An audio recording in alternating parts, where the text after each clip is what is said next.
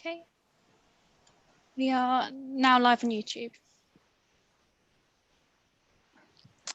I just want to thank everyone for attending this evening, our Economic Success panel, and welcome members of Overview and Scrutiny Committee, which I understand they're coming to listen to Karen O'Kane's update on better broadband for Norfolk. So I believe we have to have a roll call and declare declarations of interest, please. So if I can invite Leah to do the roll call, please.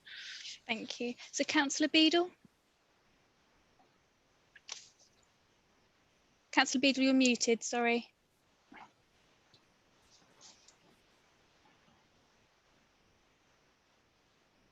I wish the buttons wouldn't keep moving across the screen. Present and no declarations of interest other than director of company who benefits from the government grant scheme, which is operated by the district council. Okay. Councillor Bullman. I think he's just arrived.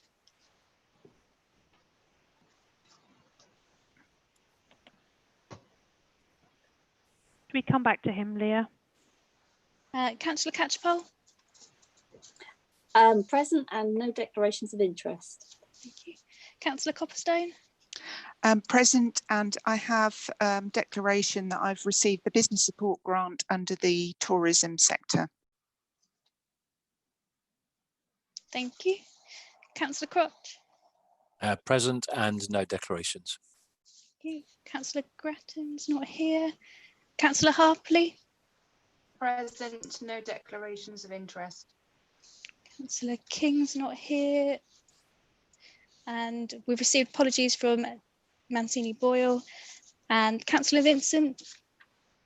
I'm present, and I wonder if I have to declare that I'm a Norfolk County Councillor. I don't know if that's relevant to either items 5 or 6, but just in case. Thank you. And Councillor Bullman. Present, no declarations of interest. Thank you. Thank you very much, Leah. Just to let you know, Overview and Scrutiny Committee will be here for item 5. TIG will then go on to our economic recovery in Broadland. There is an extra item that couldn't be added to the agenda, so I'm proposing to close the meeting and go into a private session to discuss commercially sensitive information about the Food Innovation Centre, which will be done by Nina Cunningham, who's leading on that matter. So firstly, if we could just look at the minutes of the meeting of the Economic Success panel held by video on the 15th of May at 2 p.m. If you could all just have a look at those. I have a comment to make about that. In respect of broadband, minutes of the last EPS meeting states that a request through the hardship fund was made in relation to funding broadband for the 3% of those people that don't have it in Broadland. This then went on to Cabinet on the 16th of June, and that was a request for additional funding in the review of the 2021 budget, and that request was to the SIL Infrastructure Fund, which was suggested by ONS, and then this went to council on the 30th of June. I have had an update today from Grace, who does the SIL Infrastructure Fund money, to say that that wouldn't be an appropriate use of SIL money. So I'm just updating you as to that fact. Thank you. Does anyone else have any problems with accuracy on those minutes? No? Okay. So I confirm them as a true and accurate record, and then I would like to move on to invite Karen to present her verbal update on the Better Broadband for Norfolk scheme. Thank you.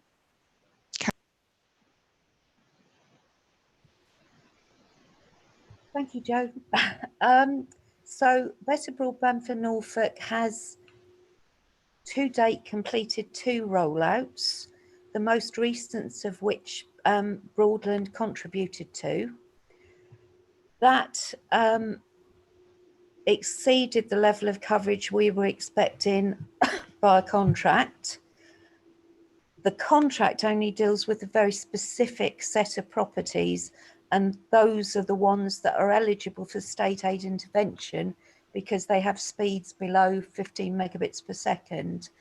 To give an overall view of what's happening both at any district, for instance, Broadland, or county-wide, we use the independent Think Broadband website. And that website takes information from all of the internet service providers about speeds available, but it also looks at levels of take-up, for instance. Second contract's concluded. That contract expected to get to 97% at 15 megabits per second or more, and did, in fact, 98%. When we look at Think Broadband, which is the picture for the whole of the district, irrespective of how the infrastructure was funded, Broadland properties, currently 95% of them have access to superfast broadband. There are about 1,500 properties, 3%, which don't currently meet the government's universal service obligation for broadband. And there are a variety of routes available to those properties. So the first is the government's universal service obligation, where basically people can request a speed of at least 10 megabits per second, download 1 meg up. The provision of that solution in this area sits with Openreach, or BT actually, but via Openreach. And there is a cost cap associated with that universal service obligation, which basically means if the cost to provide the solution is higher than £3,400 for the property, the resident or business would be expected to pay the difference if they wanted to go ahead. In reality, what's happening is the first course of action would be to look to mobile coverage, and there are some good hybrid solutions now that will work on 4G, even when 4G isn't regularly available, and it works because a special receiver is put on the property. That typically is the solution we're seeing deployed, because it doesn't breach the cost cap, and if it's the only way to get the service there, that typically is what's happening. That's the first route. The second route, the government has a gigabit voucher scheme for rural businesses or rural residential properties, and it offers a grant of up to £3,500 per business and £1,500 per residential property. The vouchers can be pooled. You need at least 2 properties to join in, and obviously the more that do, the greater the value of the pooled grant. And to date, Norfolk has benefited from approximately £1.1 million of that grant investment. I'm afraid I don't have the numbers broken down because they come centrally. I don't have those broken down at district level, but across Norfolk, about 1.1 million so far. That scheme is still available, and there's a good website. The highlight report I send you each quarter has got the links to that on the back page, so if people are interested, they can pursue that. Better Broadband for Norfolk has a third contract coming, which will start rollout later this year, and it is basically targeting properties in Norfolk that don't yet have super fast speed, where there is no commercial intention to do so. It will be entirely fibre to the premises solutions. So what we'll see is some of the most rural properties getting some of the best speeds. We would expect across Norfolk currently sits at 95% super fast coverage in the same way Broadland does. We expect Norfolk to reach 97% super fast from contracts through Better Broadband for Norfolk. but the 2% will be entirely fibre to the premises, and it will be hitting some of our most rural properties. And then finally, the government set an objective that we should all have access to full fibre. As a consequence, it's expecting approximately 80% of that coverage to be provided by commercial vendors. And we've already seen Openreach declare plans for some of the larger market towns in Norfolk. We expect more and more of those plans to emerge. Virgin Media is upgrading its networks in order they'll all be gigabit capable. And we have one or two new smaller providers in Norfolk installing full fibre. County Broadband being an example of that, but my understanding is they're not yet in Broadland. They are in South Norfolk.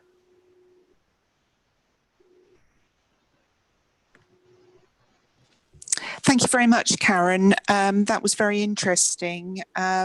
Would it be possible to have your latest report? Because looking at my data, I seem to only have the February 2020 report to hand. It's great to know that we've actually reached 98% of properties in Broadland, and that is great. So we're just looking at the 2% that don't have fibre connected.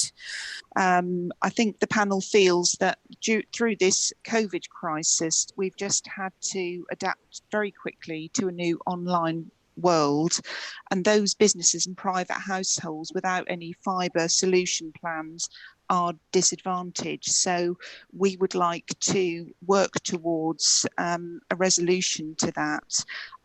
If I may just start the questioning, do you know the actual numbers of properties without fibre connection?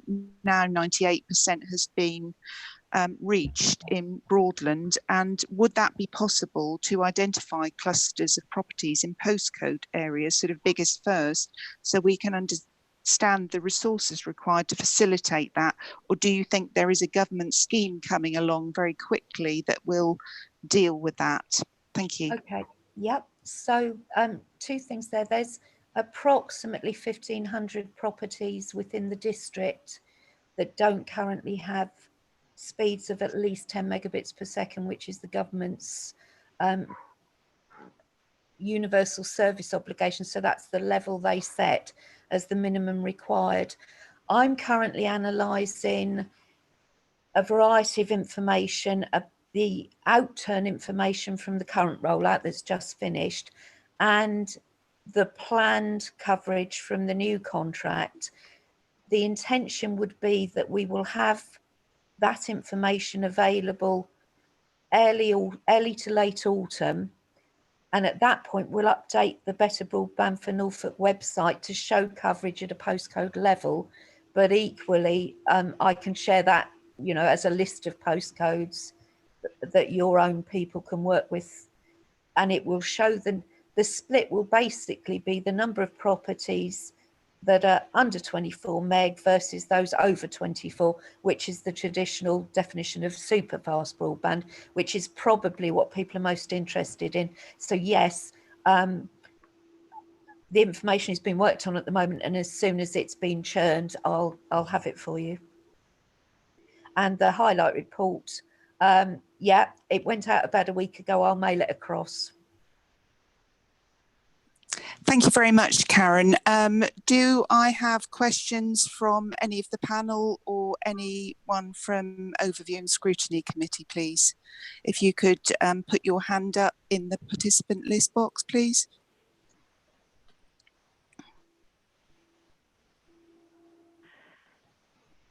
Claire?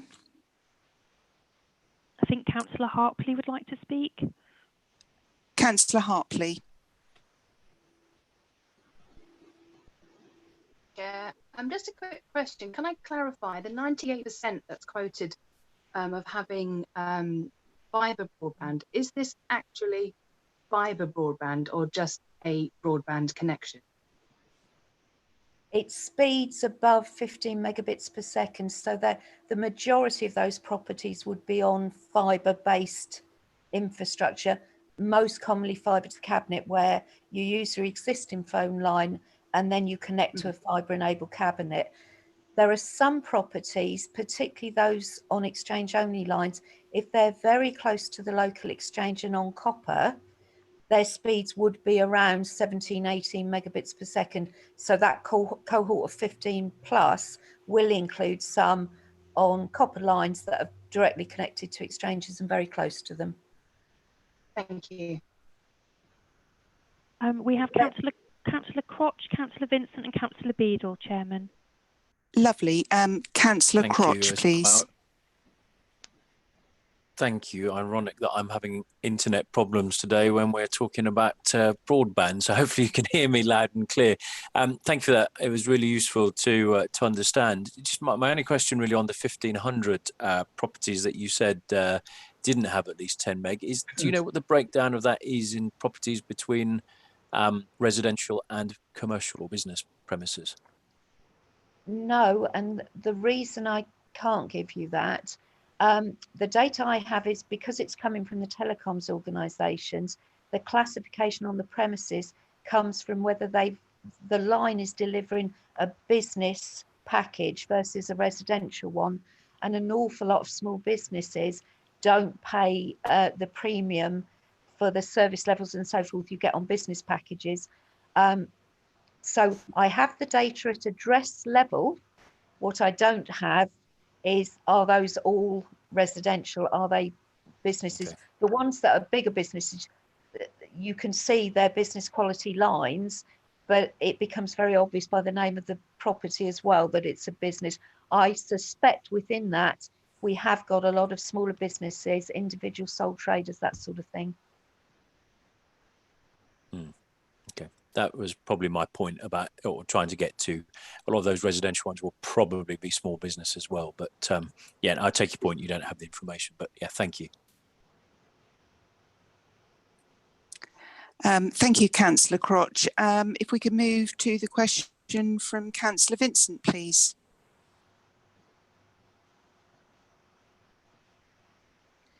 Thank you, Madam Chairman, and thank you, Karen, very much for your presentation. That's very interesting. Thank you. I have two questions, if I may be as bold, but do tell me if I'm not allowed to take two. The first one is just for further information about the 1 gigabit voucher scheme. Are you able to give us a bit further information so we can pinpoint that, or what's the way, signpost our residents and local businesses to that scheme, please? Yeah, so it's a central government scheme. It's administered by a central government team that sits in Building Digital UK, which is inside DCMS, Department of Culture, Media, Science. It is targeting rural properties specifically, and it takes its definition of rural from DEFRA. So basically, if DEFRA thinks it's a rural property, it would qualify for the grant, as long as it hasn't got speeds above 100 megabits per second already. Nobody that's even got good super fast broadband from fibre to the cabinet would have 100 meg, because 80 meg is the absolute maximum speed you get out of a cabinet. As a consequence, a thing that's useful to think about perhaps is if you have concentrations, I don't know, a rural business park, that sort of thing, particularly where we've got several businesses, potentially they may well want to explore moving to those gigabit connection capable infrastructure, because of course it would allow you to run everything from an IT company to an architect's practice to any of those sorts of things. So anybody can apply. You need at least 2 properties, but it is possible that even people with good speeds off cabinets may well be interested in moving forward, and we've certainly seen that happen. The other example of the kind of people that have found this useful, we may have a fibre enabled cabinet in a community, and the village gets good speeds, but there's a hamlet half a mile up the road that is consequently not on such good speeds. And as a consequence, we see those clusters of people often applying So I know of at least one South Norfolk councillor who has led a little initiative for his community, because although they've got speeds around the 20 odd meg on a cabinet, they wanted much faster speeds and have been successful in doing that. If people are interested, the link is on the newsletter, which I'll send a copy across to Joe. That website is very good in terms of explaining the scheme, a very simple form to fill in to say you're interested, and a list of the suppliers that will deliver under that scheme. The suppliers, basically, they've all got websites. You fill in an expression of interest page for one of the suppliers that covers your area if you're interested. They ask you for some simple information about the addresses that might be interested. They then come up with an indicative design and cost and tell you whether A, the grant would be enough to cover all of them. To get a grant, each property's got to commit to taking a service based on that FTTP connection for at least a year.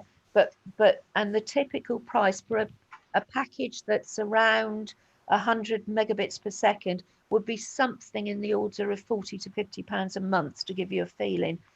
As opposed to, of course, businesses may have taken lease lines and be paying tens of thousands of pounds. So even if there's a gap between what the grant covers and what the costs are, some businesses consider it worth paying because their net savings long term make it worthwhile. You fill in the details, you get the cost, they come back and say, yep, we can do it. The gap in funding is this, or there's no gap. You basically sign up to go forward. Now, it does require one person to take the lead, and you'd be advised to set a legal entity up in doing that. My experience is people don't, because it tends to be a small group of people. They all know each other, and as a consequence, they take the trust that people, will take that service. Then the supplier will manage the implementation, and they'll also manage claiming the grant from the government. Through you, Madam Chairman, that's extremely helpful. Thank you very much. And you've answered my follow-up question. So thank you very much indeed. Right. Thank you, Councillor Vincent. Could I then go to Councillor Beadle? I believe you've got a question.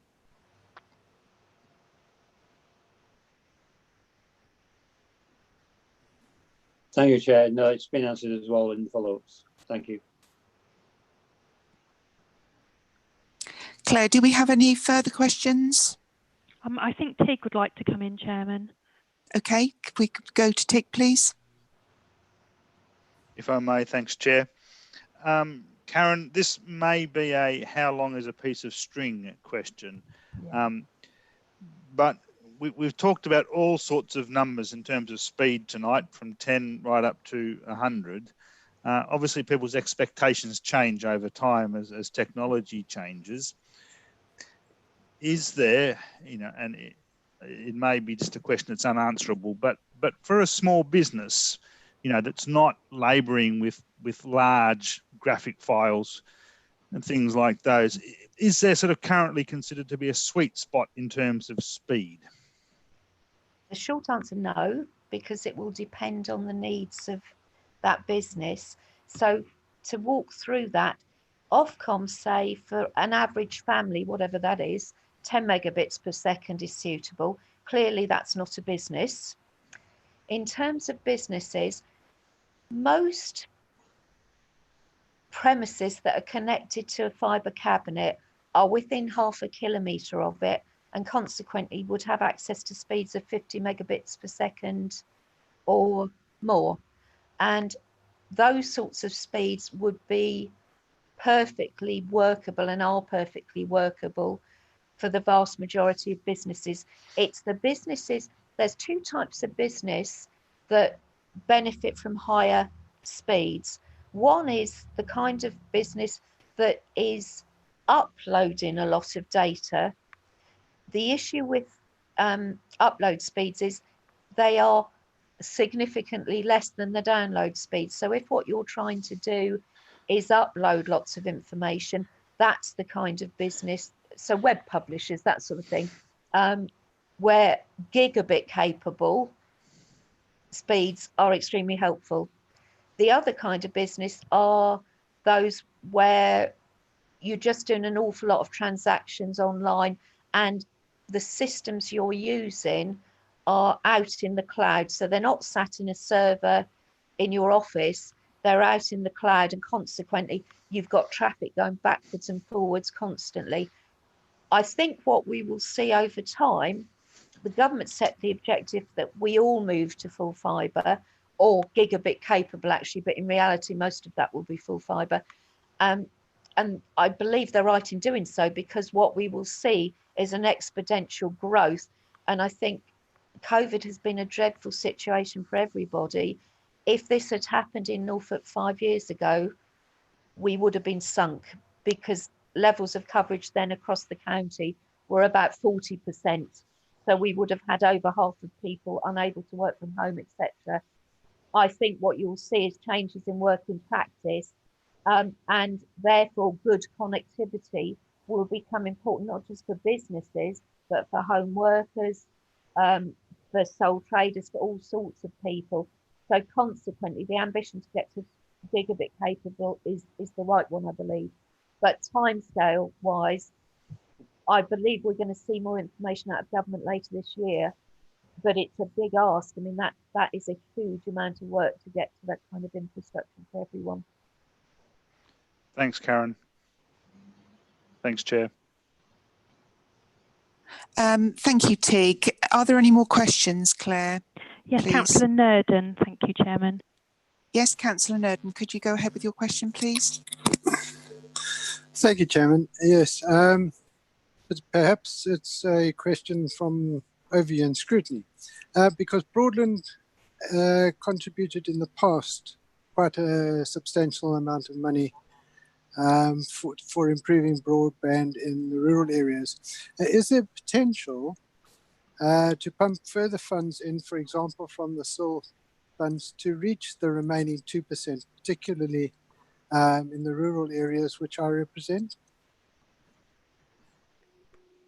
Right. Sorry, Karen. Sorry. Sorry. You go ahead. Right. So the application of funding, public funding, falls under state aid conditions. Even with Brexit, we're anticipating that there will be a similar framework to ensure that commercial investment isn't undermined, that we drive as much commercial investment as we can. But there is the opportunity to continue to invest. The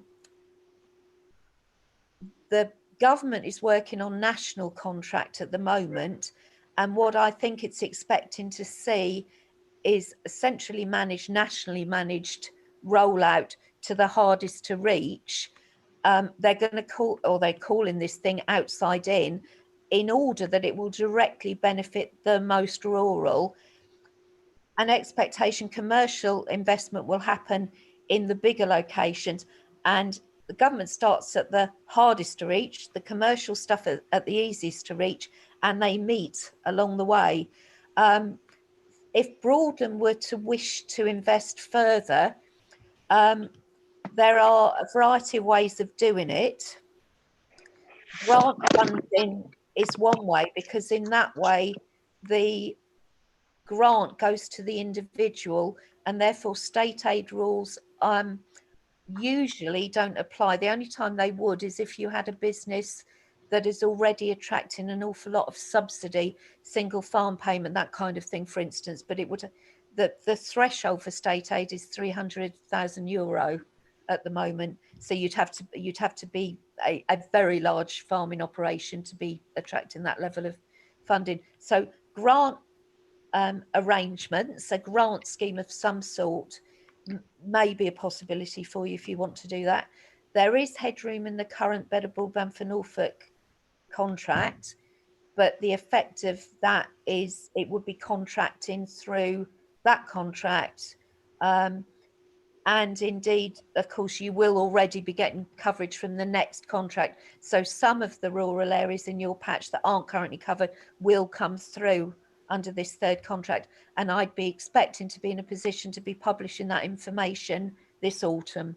So that will bridge some of the gap, but there still will be a gap. So my advice at the moment would be the gigabit vouchers and potentially some sort of local grant that you control your end and target at priorities.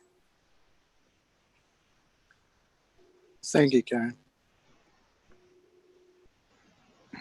Thank you very much, Karen. Thank you very much for the presentation. It was absolutely great. Clara, there's no more questions, I understand? No, okay. Looking at what is before us, there's obviously new, yes, Sue Catchpole has just asked for the report to be circulated, the one that Karen is going to send me. So yes, that will go out to everybody. In light of what Karen has said, there is obviously going to be far more information published in the autumn in terms of the number of homes, businesses and their geographic clusters that will be identified, plus information on the third contract from DEFRA. So I would like to move to a recommendation which says, in respect of the remaining 2% of houses and businesses in Broadland without access to superfast broadbands, I'm asking officers to request to continue to explore all funding opportunities, secure additional top-up funding and support the provision of superfast broadband to premises for those 2% that haven't got it. And I think we ought to wait and do that when the information is published in autumn. Thank you. Adrian?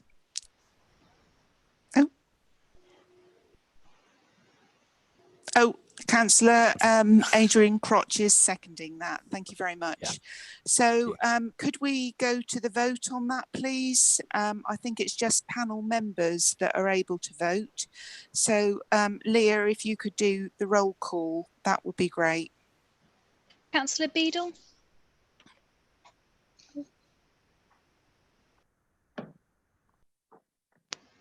Councillor Beadle, you're muted. Thank you. Thank you for calling me. I did actually ask to speak through the normal channel. Do we have to wait until the autumn before we do any chivying up to try and speed this up? Because obviously it's not just businesses and householders, but it's students who are studying who are relying on this. If we can get some easy hits first, then we ought to encourage that to happen. Tig, do you want to answer Councillor Beadle on that? In a circuitous route, I'd go back to Karen. So picking up your point, Karen, that the use of potentially the use of gigabit vouchers with some locally controlled grant is still the alternative way to provide superfast broadband. Did I understand you right to say, well, I mean, that there's a potential tension there, isn't there, between a further national rollout and us doing something locally? I mean, what would be your advice on, you know, is it sensible to sort of to continue moving at a local level, or would your advice be to wait? Right. So for those that are currently not covered, my suggestion would be waiting. So the government won't issue the gigabit grants or vouchers if there's a potential for delivery through some other publicly funded method. And consequently, we need to pin down exactly what we're planning to cover this way. What you might well want to do from an economic point of view is look to areas that are important business areas that may already have good superfast speeds and see if you want to go after those gigabit vouchers for clusters of businesses to give them that economic advantage that a full fibre or full gigabit connection would give.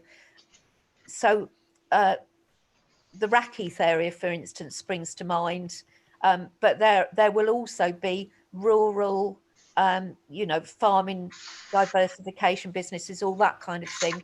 So that would be where I'd go in the first instance.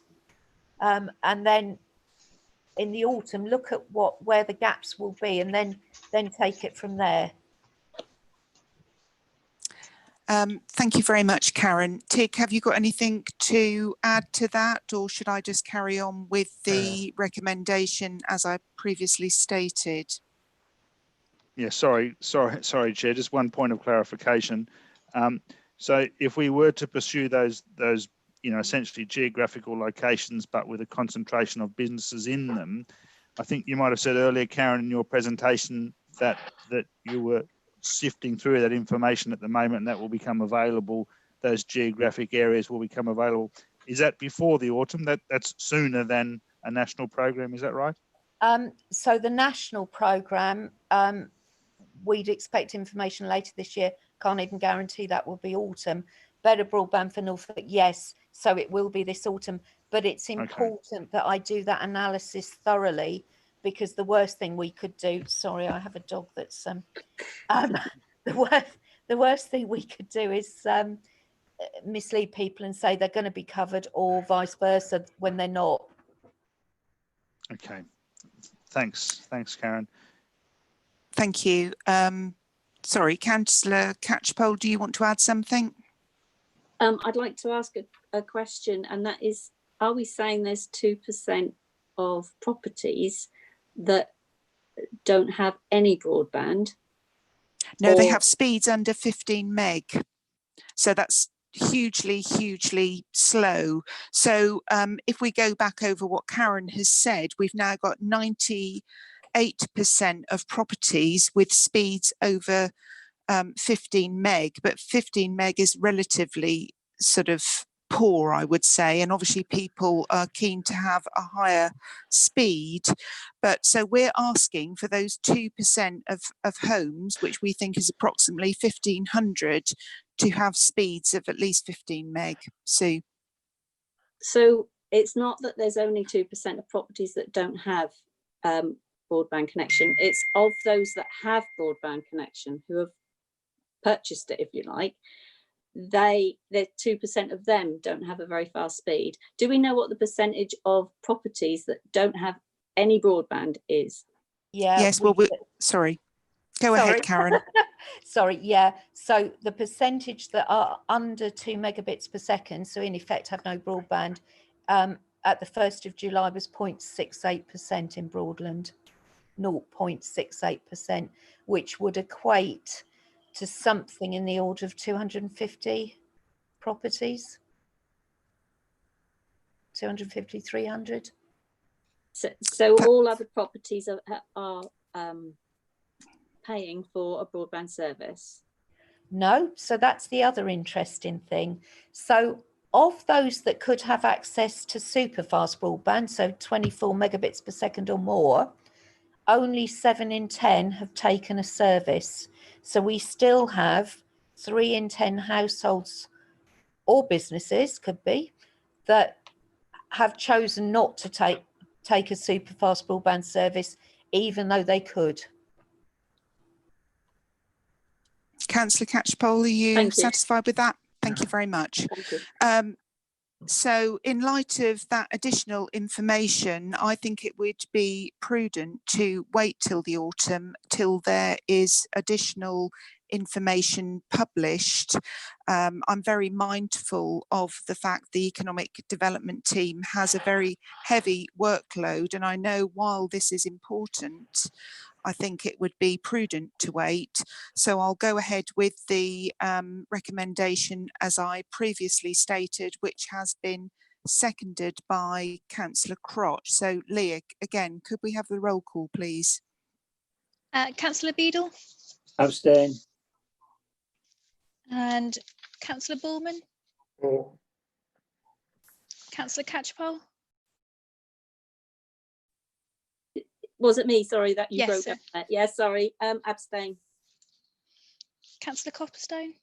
For. Councillor Crotch? Sorry, Councillor Crotch? Sorry, I froze at that moment. 4. Thank you. Councillor Hartley? Yeah, I'm going to have to abstain as well. Okay. Councillor Vincent? 4. 4. Okay. So that is 3 abstain and 3 for 4. No, 4 for 4, sorry. Thank you very much, Leah.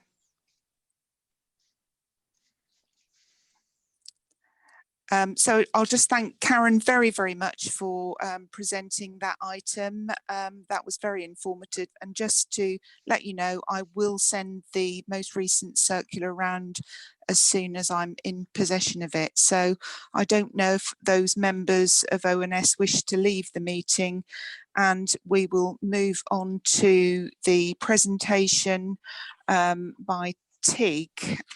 So if we could do that, please. Thank you. Thank you very much, Karen. Sorry, excuse me, Chairman. Can we just ask for the iPhone to identify themselves? Yes, is anyone on the iPhone, please? Could you communicate? It's Nina here. Oh, hi, Nina. Hi, It's me. hi. I just Lovely. came on my mobile Thank phone because I don't have a camera on my other one, so it's me. Okay, thank you very much. We're just going to wait for the presentation from Tig. We'll close the meeting and go into private session to listen to your report, Nina. So if you just hold on the line, please. Thank you. Tig, over to you. Thank you, Chair. So I don't propose to read through the paper, working on the assumption that panel members have read it. So briefly, just touching on a couple of the key points in each of the 4 sections in the paper. The Norfolk and Suffolk Unlimited, and for those of you who aren't aware of where that term comes from, this is a new brand, as it were, that the LEP is now using as a way of promoting the region. And so the COVID-19 Economic Recovery Restart Plan has been branded as such, a Norfolk and Suffolk Unlimited. It's very much a partnership document. Many of us from the Economic Development team have been participating in a variety of working groups dealing with the economic impacts of the pandemic over many months now. And that there are working groups based around each of the key sectors, as well as issues like data and intelligence and information provision to businesses. And so members of the economic development team have been working closely with the LEP, as I said, over a number of months now. And this restart plan represents that joint working. And so whilst it's been essentially, I guess, authored by the LEP, it is certainly a plan that we would be happy to put our name to as a document that we have worked with them and contributed to. And so that's so there's a copy of the economic recovery plan attached. One aspect of the plan I think that I would like to draw your attention to is on page 5 of that plan, which I can just quickly tell you is page 21 of the papers. I think one of the most pressing issues for all of us in economic development, but in the community in general, the most pressing issue is going to be rising numbers of unemployed, and particularly as the furlough scheme winds down in October. And that's going to be of great concern to lots of people, both households directly and businesses and to us, obviously, as an authority. The working with the LEP, if we look at the first 3 dot points there under key measures, so responding to redundancies, advice and support for businesses, and the youth pledge, all will form part of a campaign essentially that will be launched shortly. And now I'm just going to have to remind myself of what they've called it. Bear with me. the Norfolk and Suffolk Jobs Support Campaign. So this is going to be a key element of all of our work, and something that we'll certainly be looking to work closely with the LEP and the DWP and other partner organisations in doing all that we can to minimise the number of people being made newly employed. So I just thought I'd point you to that as being one of the key areas of focus over the next few months. I'll just pause there and just to check if anyone has any questions about the economic restart plan that's been drawn up by the LEP. Claire, do you have any questions? I think Councillor Vincent had a question, Chairman. Lovely, Councillor Vincent. Thank you, Madam Chairman. That was actually on matters arising, but I presume we're going to come back to those after the presentation. Yeah. Thank you. Okay, I think Councillor Bullman, Chairman. Councillor Bullman. Thank you, Madam Chairman. It's a comment, really. I'm talking about the confidence approach, which I know the Council has adopted and has had some successes. Could I just comment operationally rather than strategically and focus on Aylsham, which I have probably mentioned before to some other people. I personally don't like the way in which the deployment has taken place in Aylsham, because we have red barriers everywhere which frankly look horrendous, and I don't think that encourages people to Aylsham at all. In fact, to be brutally honest, I now go to Holt rather than Aylsham. How long are we going to have these red barriers, which I understand why they're there, but I don't actually think they had any particular value. In fact, they detract from the value of Aylsham. Tig, do you want to comment on that at all? I can. Yes, they are. Yeah, they are unfortunate, the red barriers, and it was certainly the default position of the County Council as the Highways Authority to use the plastic red barriers. We have recently placed an order with a company to provide us with planter boxes, which we have rolled out in some of the market towns in South Norfolk, and we'll be doing something similar in Aylsham so that we can take the red barriers out and replace them with some planter boxes, which will essentially create the same effect in the street, which is a chicane effect in the street to slow the traffic down and provide that security for pedestrians so that they might step off the gutter and allow other pedestrians to pass by at a sort of a socially distant, in a social distance fashion.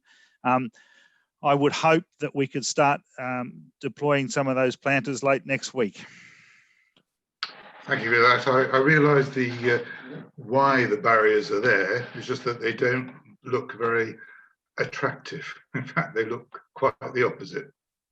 Yeah, it's a fair comment, Councillor.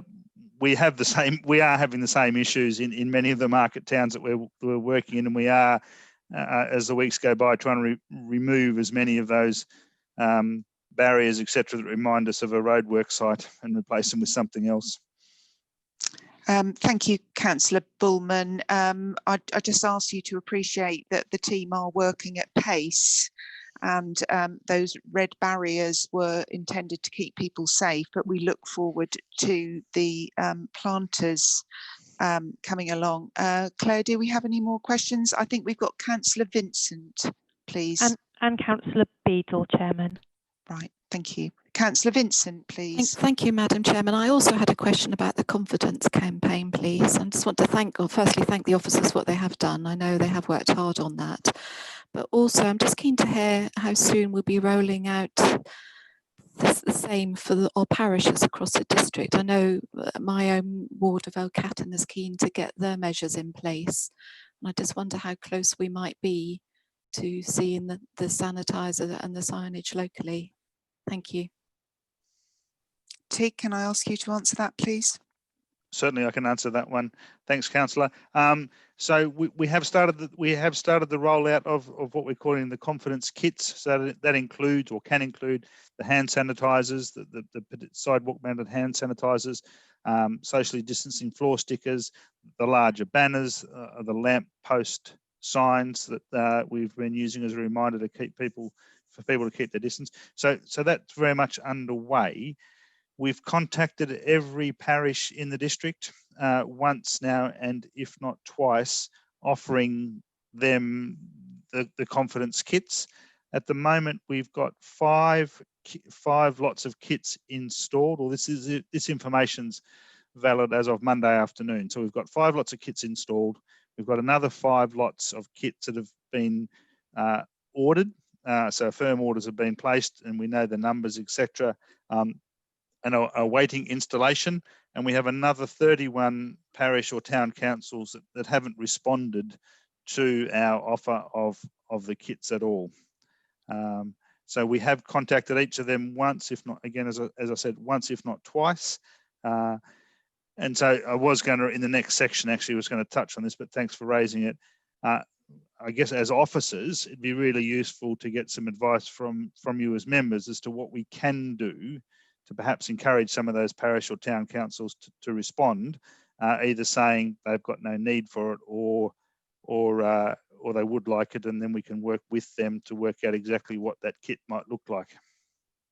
So any advice on that would be really welcome. Thank you, Tig. I think it would be really useful. Sorry, Karen, did you want to come back on that? If I may, if you don't mind. Yes, of course. Thank you, Madam Chairman. I guess it would help us as members if you could let us know which ones haven't responded, and we'd then be in a position to speak to our local councils. It's a shorter, certainly, it's a shorter list of the ones that have. So I can do that very quickly because there's only 10. So we've had responses from the ones that we know about already: Acle, Aylsham and Reefham. Also Drayton and Taverham. So we've installed kits. There's been installations in those 5. The further 5 that we've been in contact with and we've worked out exactly what needs to happen are Coltishall, Freethorpe, Helsden, Spixworth and Thorpe St Andrew. And so if they're not in that list, then we haven't heard back as yet. As I said, that information was as of Monday. It could have changed since then, but I haven't spoken to Dave Disney today or yesterday or today. Can I just Karen? Sorry, if I can just come back on that. I know that Elcaton have replied, so I'm not sure why they're not in that list. And I've heard that they've now been asked to supply the same information again.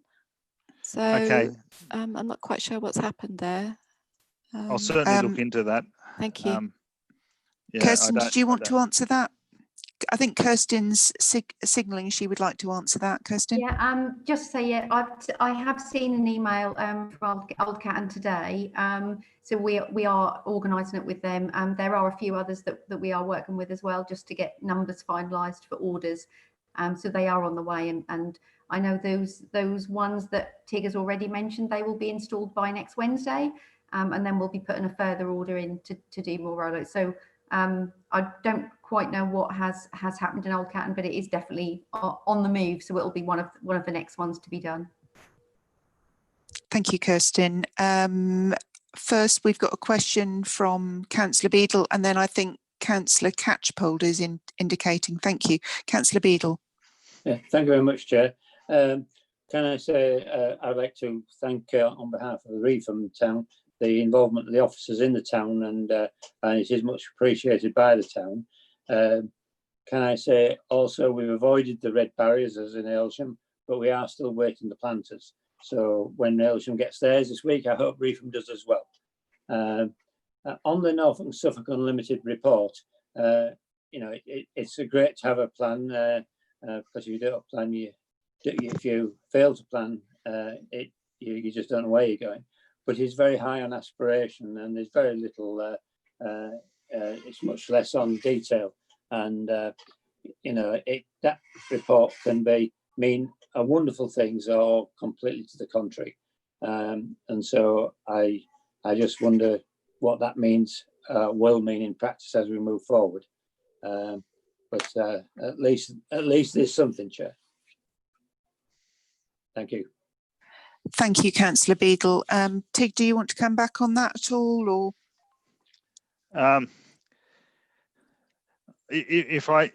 Yes, and if I understand that the gist of the question or comment is, I would agree with you that the produced plan is light on detail, particularly when it comes to implementation. Not quite sure what the best way to have overcome that would have been, because as I said, there's a lot of activity going on below the surface with particular groups, and so Chloe, who's going to speak in a minute, has been very involved in the tourism sector group, for example. So, and they do have an implementation plan of their own, and lots of the other sectors and lots of the other groups are in a similar position. So I guess I would agree. I think on reading of that plan, you would tend to think, so where's the implementation here? It does sit below it, but it hasn't been published in the plan. I guess if there was any particular sector plan that you would be interested in seeing, then I could see, I could certainly find out what was available. Thank you, Tig. Councillor Catchpole, is your question on the LEP's economic recovery work, or is it on the confidence campaign? The confidence campaign. Okay, if I could just have a word first then.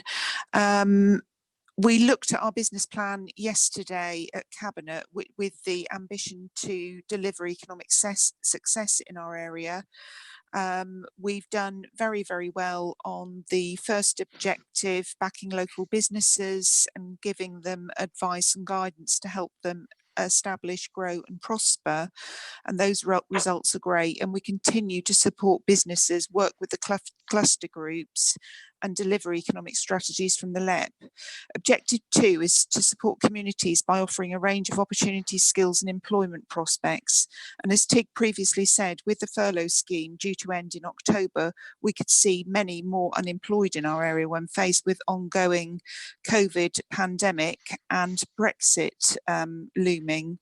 So I'd like to make a recommendation in light of the Economic Recovery Restart Plan, which is that Broadland Council works closely with the LEP and other partners to minimise job losses in Broadland via the delivery of the Norfolk and Suffolk Job Support Campaign as described on page 5 of the Norfolk and Suffolk COVID-19 Economic Recovery Restart Plan. Thank you. Councillor Crotch.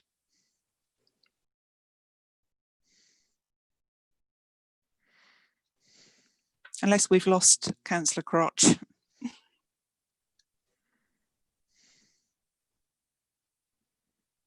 Claire, do you have an? It looks like we've lost him, Chairman. Okay. I think he just might have returned. Okay. Councillor Crotch, can you hear us?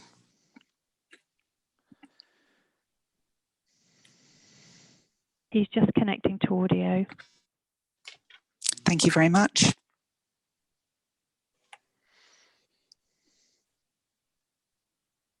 I think he's back with us. Councillor Crotch, I've just made the recommendation.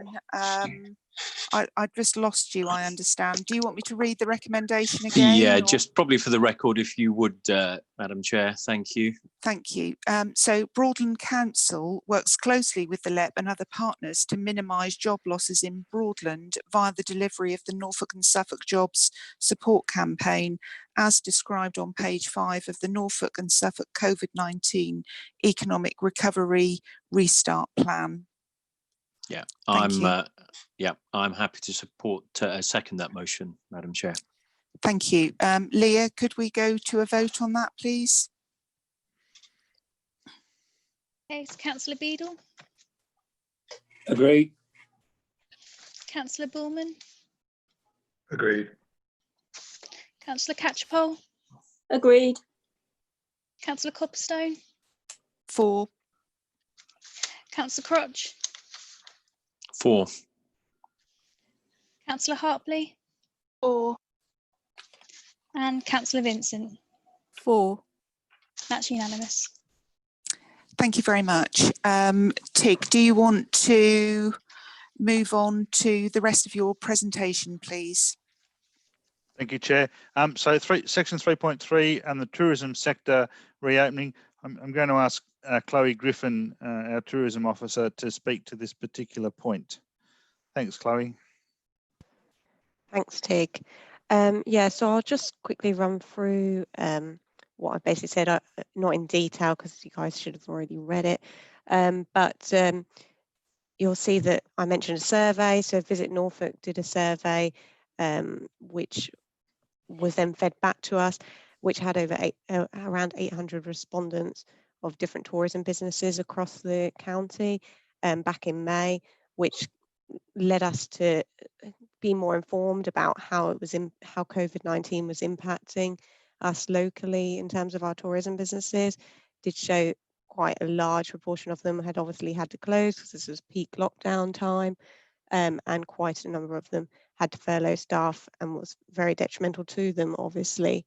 Off the back of this, we used some of this information to feed into what was a Visit East of England and Visitor Economy Recovery Group, which was initially set up to deal with tourism zones, which we were hoping were going to come forward. But then, of course, COVID hit and it became a recovery group for the virus situation. And out of that, as Tig's already mentioned, we then had a recovery plan for the sector that came forward, following the same kind of themes as the recovery plan that's included in your papers of respond, restart, renew.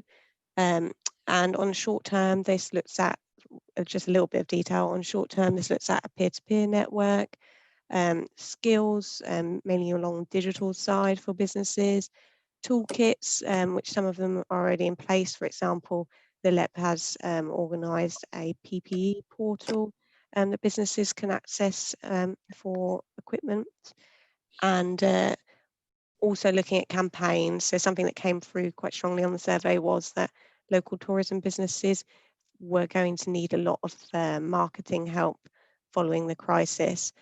So that is something that has also come out of it, and as a result, Visit Norfolk and Visit Suffolk are pulling together as one team to deliver what is called an Unexplored England campaign. That's the name of it, and it's going to be all about looking at Norfolk and Suffolk as the area of the UK that perhaps hasn't been front of mind for visitors over the years domestically, but we're hoping that people will see us as somewhere safe and spacious that they can explore the new territory there. So the first meeting of that was today, and it was very positive, and we're also going to be doing that, linking in with Visit England all the way through and getting their support and feeding that into their national marketing resources as well. And alongside that, we've also just in the last week had some information that about a potential bid for Enjoy Summer Safely campaign, which would be delivered for this August as well, to try and get some good messages out there for summer, which does actually lead me to a point around visitor confidence as well. Whilst we don't have much local research around visitor confidence, other than feedback that we're having from businesses, which is actually very positive since things have been reopening up. A lot of visitors have been making bookings. A lot of local campsites, especially accommodation providers that I've spoken to, have been telling me that they've been getting fully booked and have been quite confident of the provisions they put in place. In general, though, the Visit England research shows that we've got about 30% of people in the UK feeling confident to travel by August. So hopefully our marketing might bring our marketing alongside other places in the UK that are also doing marketing campaigns may bring that percentage up slightly more. The people that aren't confident, a lot of them are still thinking they're not going to be booking a holiday until about December into March 2021. And the reasons they're not confident isn't just because they're concerned about catching the virus, but a lot of them, the reasons are because they don't actually have the financial means to book a holiday anymore. And they're concerned about the experience that they might have when they're there if things are closed down or not open to their normal capacity. I also just want to mention the various funding that businesses have had. So obviously they've had the national cash grants that Broadland distributed to businesses that were eligible. And we're also now, as Tig mentioned, running through the discretionary grants in terms of tourism. B&Bs who have been eligible have been benefiting from that. and also supply chain businesses to hospitality, leisure and retail, which is all tourism. So that's going through nicely on the Broadland side. And then Kickstart fund as well, which was announced recently, will be £5,000 a pot for businesses, but that has yet to be published, the guidance behind that. I believe it's waiting for some information from the Ministry of Tourism to come down, and will be then administered by the New Anglia LEP and their Growth Hub. And then the last thing is the funding for equipment. So some of the research led us to believe that there was some need to look at funding for actual equipment and business and funding that businesses might need to actually buy items that will make them more COVID secure and build customer confidence. So a bid was put to the pool business rates, and we are looking at about £120,000 allocation for Broadland District Council to provide either grants or equipment directly to those businesses. I'm thinking it'll probably be on the grant side, but that is all yet to be decided and all still in process. I think that's about it for me. Thank you very much, Chloe. That was very, very informative, and I'm very pleased that we've got grant aid for Norfolk tourism. And just to remind everyone that tourism businesses have seen a reduction in VAT also from 20% to 5%. Which was implemented on the 15th of July. Does anyone have any questions for Chloe at all? Councillor Hartley. Thank you, Chair. Yeah, that was really great, Chloe. Thank you. The marketing thing you raised actually is a really good point, because I've only just recently discovered so many local tourist type businesses that have been right on my doorstep, and I never knew they existed. And I think it's quite often the case for family run businesses.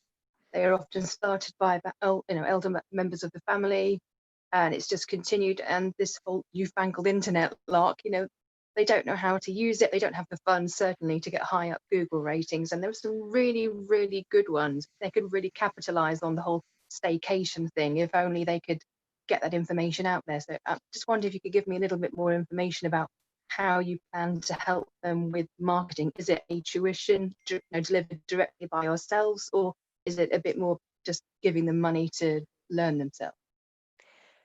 So the visit economy recovery plan lays out a little bit around skills, and I think a lot of that will be around teaching the businesses locally that aren't used to using the internet, either whether that's through marketing or whether that's through a booking platform or something like that, where they're traditional over the phone businesses, and then they take a check on payment or something like that.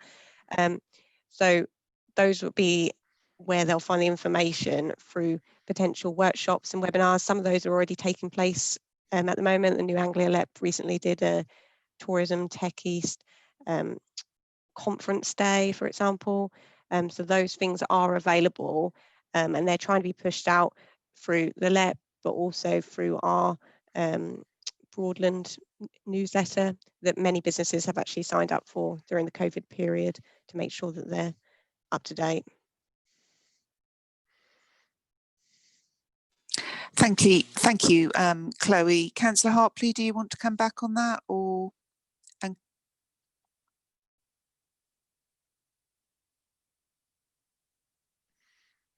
Oh, she's gone. Sorry, no, I'm here. I'm using my phone. I just managed to knock it over with my thumb. So oh, sorry. I have, that was everything. Yeah, that really covered it well. Thank you.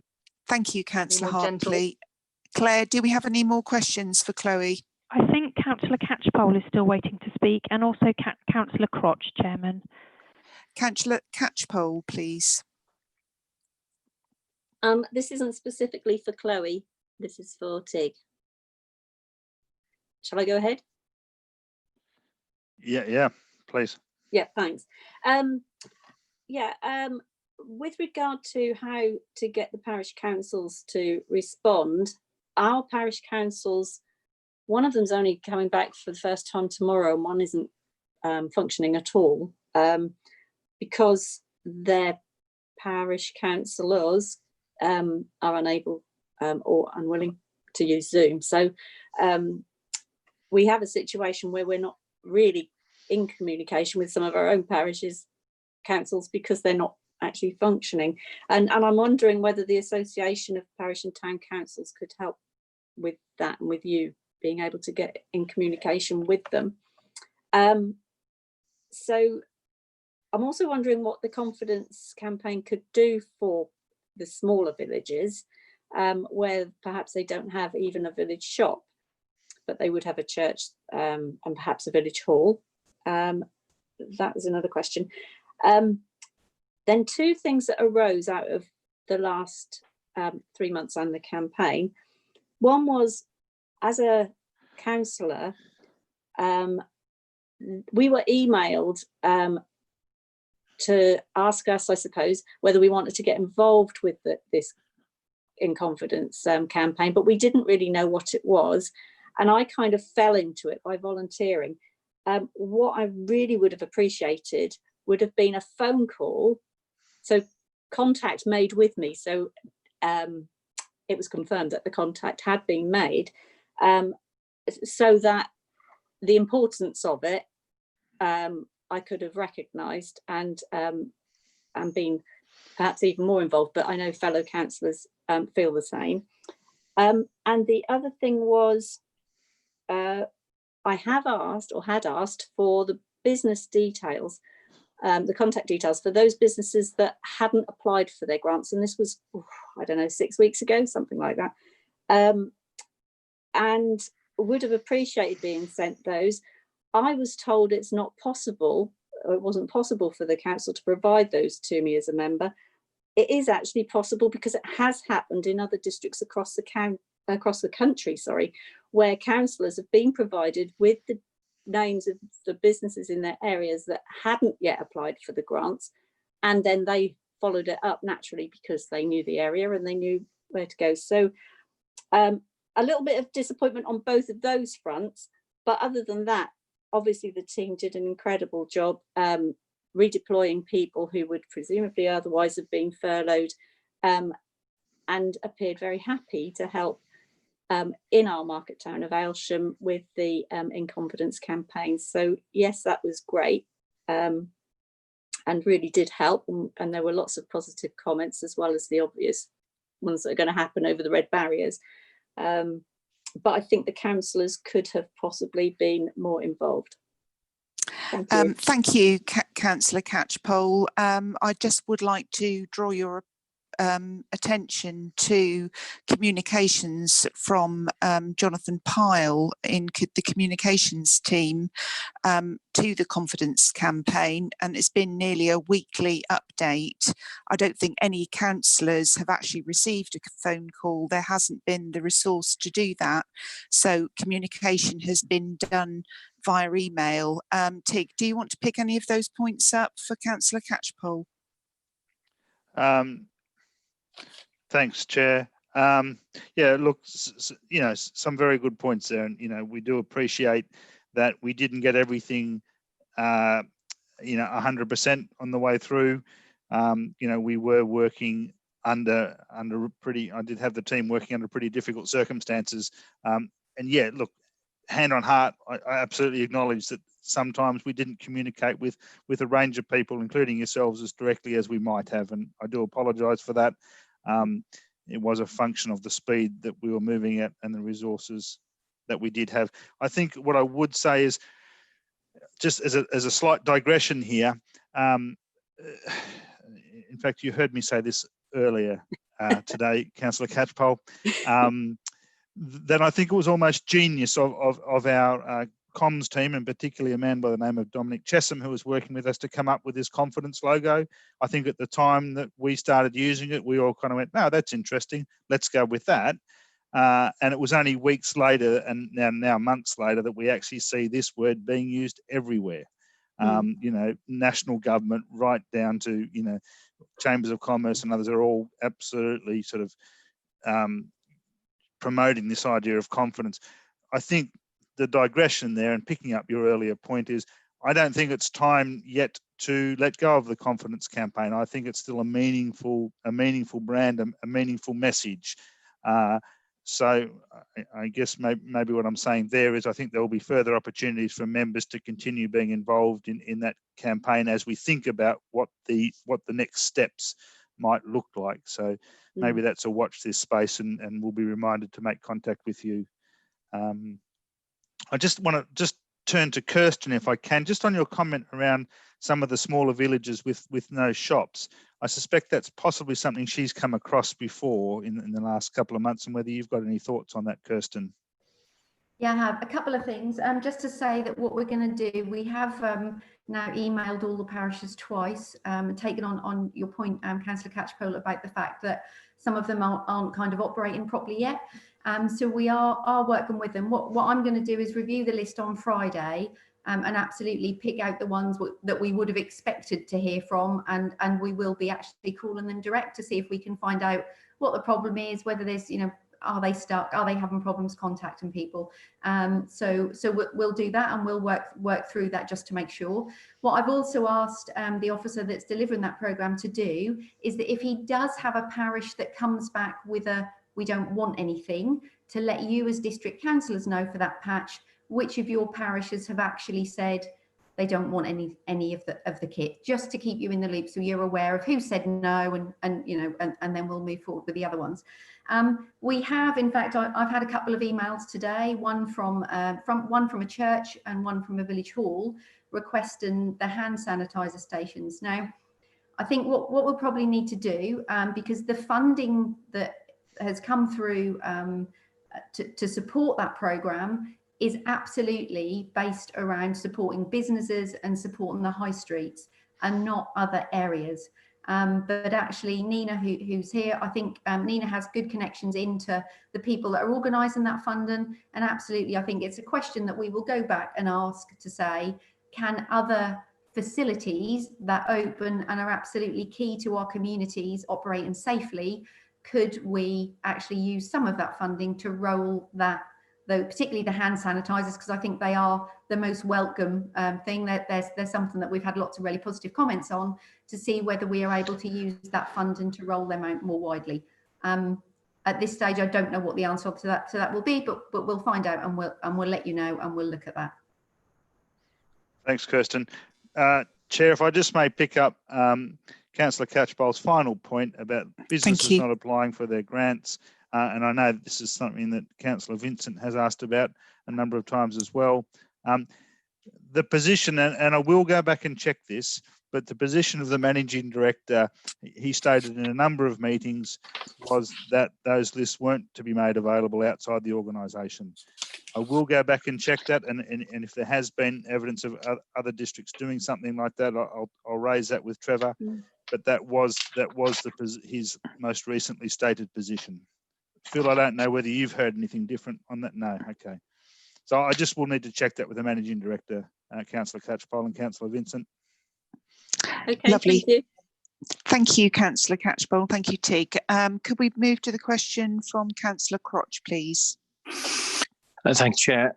It was just a couple of points to support what Chloe was saying in a really good report, that this leisure hospitality sector is really, really important. And it's not just important to its own industry, but to the associated industries. So for an example, our dairy farmers are struggling at the moment because we're not drinking as much milky coffee by going to the coffee shop. So clearly, it's the whole supply chain that this is going to drive. I was just seeing some statistics that 25% of our meals are taken outside of the home. So again, it just proves that the value of pushing this sector, because we're all eating at home now rather than eating out.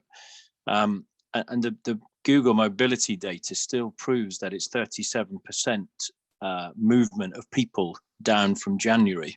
So everything that we can do to promote this confidence around hospitality and leisure is just so important to the overall or community. And it really, coming to Councillor Hartley's point about some of the smaller businesses, it's really important that those are the ones that we help to drive, who won't have the same publicity and reach of the national businesses. So it was really just to say, it's more of a comment. My apologies for it being a comment rather than a question, but to say the support for it is so crucial to the whole supply chain as well as those individual businesses. And I really welcome the work that's gone into it. If I can just jump in there, Councillor Copperstone.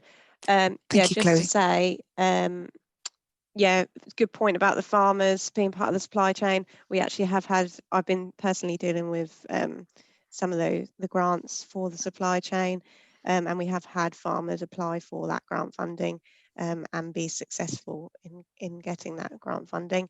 And also on the restaurant points, it's a very good point. And the data does show that people are slowly becoming more increasingly confident to venture to the restaurants and eat out. I think obviously it's like everything, it's going to take some time, but that confidence is rising. But yes, thank you. Thank you, Chloe. Claire, are there any more questions on tourism? Yes, from Councillor Vincent, Chairman. Councillor Vincent. Thank you, Madam Chairman. I was also going to thank Chloe for her report and the good work that she's doing on the tourism sector and getting that reopening. So thank her for that. It was also really to pick up, is there anything more as local councillors we can do to support the work that you're doing? I know with the confidence campaign, I have got involved in that. Is there anything as part of the rollout into the tourism sector that we could also help with? I think in response to that, it's probably just trying to inform as many people and parishioners as you can about the opportunities available regarding this discretionary top-up grant and regarding further grants that are coming forward. This Kickstarter grant I mentioned will come forward through the New Anglia LEP Growth Hub, and quite a lot of grant funding that potentially might get administered will potentially go through the Growth Hub route. So it's just making them aware of the grant funding available as we make you aware of it. Thank you, Chloe. And I think it's important that all councillors are kept at speed as to what's happening with the local grant schemes that are going on. Tig, do you want to run through the discretionary grant scheme? I'm just aware of time. I think the figures are probably in there before you, and that is in the report. Tig, what do you think on that?